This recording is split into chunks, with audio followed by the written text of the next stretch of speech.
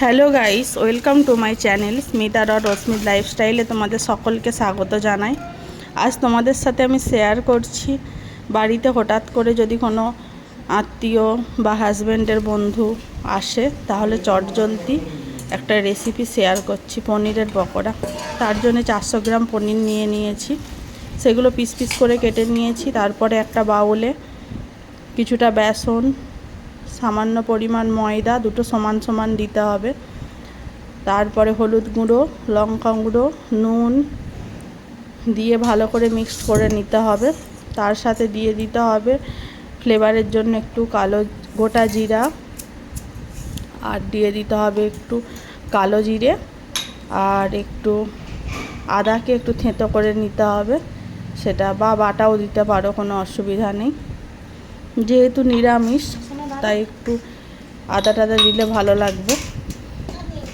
তারপর সমস্ত মিশ্রণটা ভালো করে মিক্সড করতে হবে। অল্প অল্প করে পরিমাণে জল দিতে হবে, যেন ব্যাটারটা খুব পাতলা না হয়ে যায়, আবার খুব গাঢ়ও না হয়। সেই রকমভাবে ব্যাটারটা তৈরি করে নিতে হবে।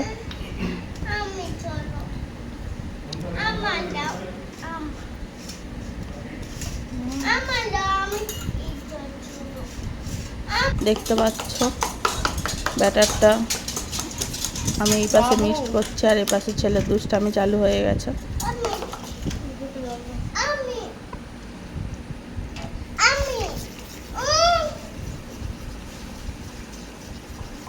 আদা আছে,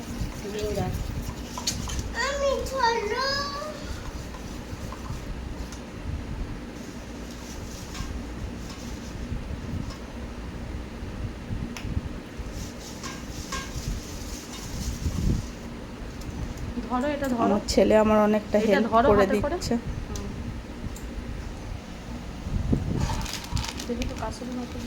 তারপরে দিয়ে দিতে হবে ওর সাথে একটু কাসুরি মেথি, তাহলে টেস্টটা আরও সুন্দর হবে।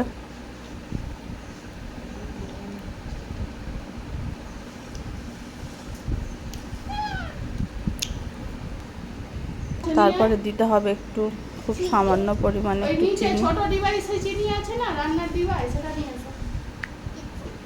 চিনি দিবা ছোট চুবড়িতে।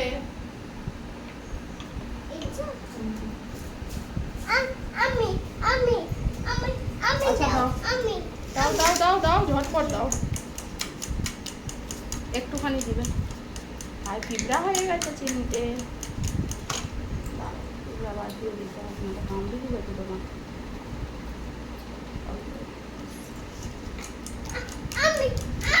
তারপর পনিরের পিসগুলোকে একটু লঙ্কা গুঁড়ো, সামান্য একটুখানি নুন পরিমাণ মতো, আর একটু সামান্য হলুদ গুঁড়ো দিয়ে ভালো করে ম্যারিনেট করে ভালো করে মাখিয়ে রেখে দিতে হবে। তারপরে 4-5 পিস পাউরুটি ভালো করে কড়াই লেড়ে নিতে হবে, ভাজা ভাজা এরকম গুঁড়ো হয়ে যাবে। তারপর একটু মোটা মোটা দানাগুলো ফেলে দিতে হবে। তারপর ওই ব্যাটারটাই ডবল কোটের করব, যাতে একটু ক্রিস্পি খেতে হয়, ক্রিস্পি। ওই কারণে একবার ব্যাটারে ডুবাতে হবে, তারপরে ওই ব্রেডের গুঁড়োতে একটু মিক্সড করে নিতে হবে, তারপরে ভেজে নিতে হবে। ভাজা হয়ে গেলেই রেডি পনিরের পকোড়া।